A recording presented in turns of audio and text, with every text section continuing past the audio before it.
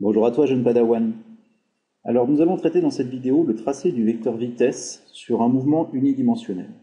Si je t'ai appelé jeune Padawan, c'est certainement que, à l'évocation du mot vitesse, tu penses à une grandeur scalaire, c'est-à-dire un chiffre, 2 mètres par seconde, 3 mètres par seconde, ou 90 km/h si on parle de limitation de vitesse.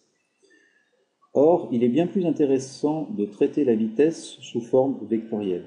En effet, le vecteur permet de définir un sens et une direction et une norme. Si je te dis, voilà, j'ai lancé une balle avec une vitesse de 2 mètres par seconde, cette information, elle n'est pas suffisante. Est-ce que je vais lancer verticalement vers le haut, ou verticalement vers le bas, ou à l'horizontale? Alors que le vecteur, lui, va me permettre d'avoir accès à ces informations. D'où l'intérêt de travailler uniquement en grandeur vectorielle. Et tu basculeras du côté clair de la force le jour où tu arriveras à raisonner pour le vecteur position et pour le vecteur vitesse en grandeur vectorielle. Alors, la définition de ce vecteur vitesse pour l'exemple que nous avons, elle est la suivante.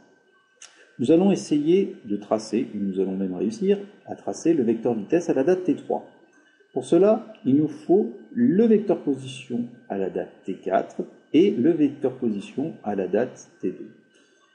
Si l'on regarde cette relation vectorielle, la vitesse à la date T3 est une variation de vecteur position entre la date T4 et la date T2, divisée par la durée qui s'est écoulée entre le moment où le solide occupait la position 2 et le moment où le solide occupait la position 4.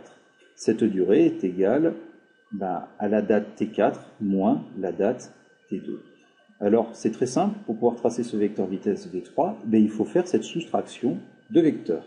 Alors, pour faire cette soustraction de vecteurs, nous allons tracer, dans un premier temps, OM de T4 moins OM de T2.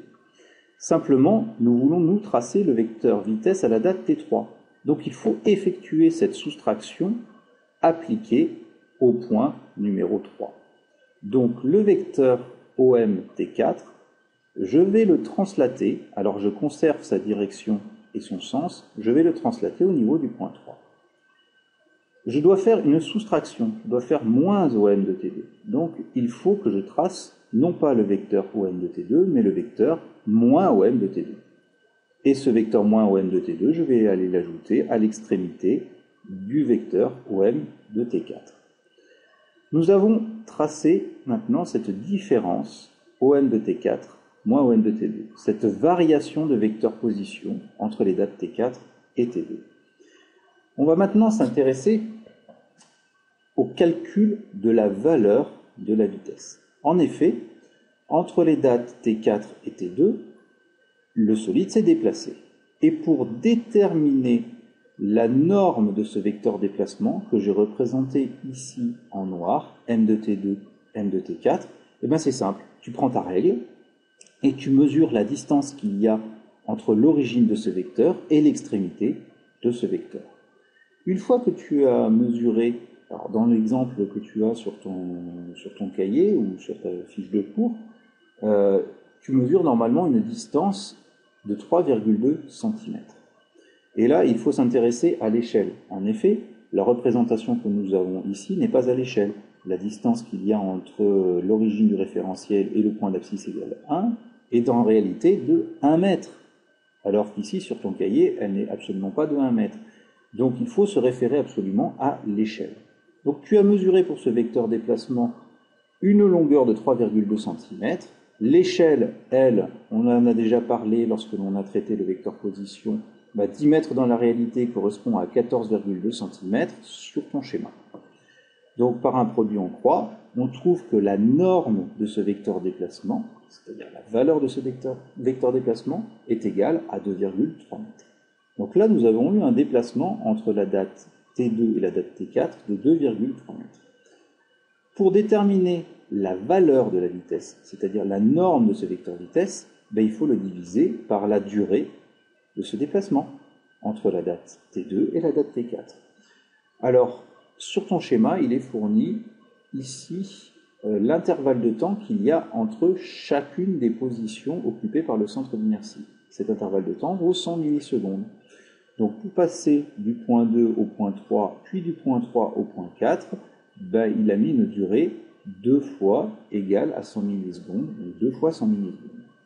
Donc, lorsque je détermine la norme de ce vecteur V3, ben, je vais diviser la distance exprimée dans les unités du système international, à savoir en mètres, par la durée de ce déplacement exprimée en secondes.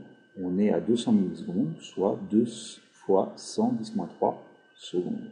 Le résultat ici me donne 12 mètres par seconde. Il ne me reste plus qu'à tracer ce vecteur vitesse. Alors je décide une échelle. Dans le cas présent, l'échelle qui a été décidée, c'est 1 cm égale 2,4 mètres par seconde.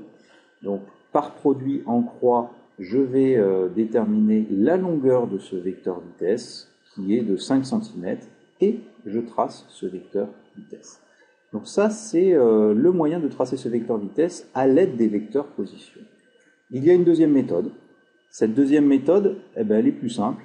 Elle consiste simplement à mesurer la distance parcourue entre le point 2 et le point 4 avec ta règle. Donc tu prends ta règle et tu mesures la distance qu'il y a entre ces deux points. Alors, lorsque j'ai fait la mesure, j'ai trouvé 3,2 cm. Les 3,2 cm sur le schéma correspondent à une distance plus importante dans la réalité. Il faut, de la même manière que tout à l'heure, que j'applique l'échelle. Et sans surprise, je retombe sur la même distance dans la réalité parcourue par le solide entre les dates T2 et les dates T4. Je divise à nouveau par la durée qui a été nécessaire pour effectuer ce déplacement entre les dates T2 et T4, à savoir 200 millisecondes. J'applique de nouveau l'échelle liée à la vitesse, ne pas confondre cette échelle de vitesse avec l'échelle de distance.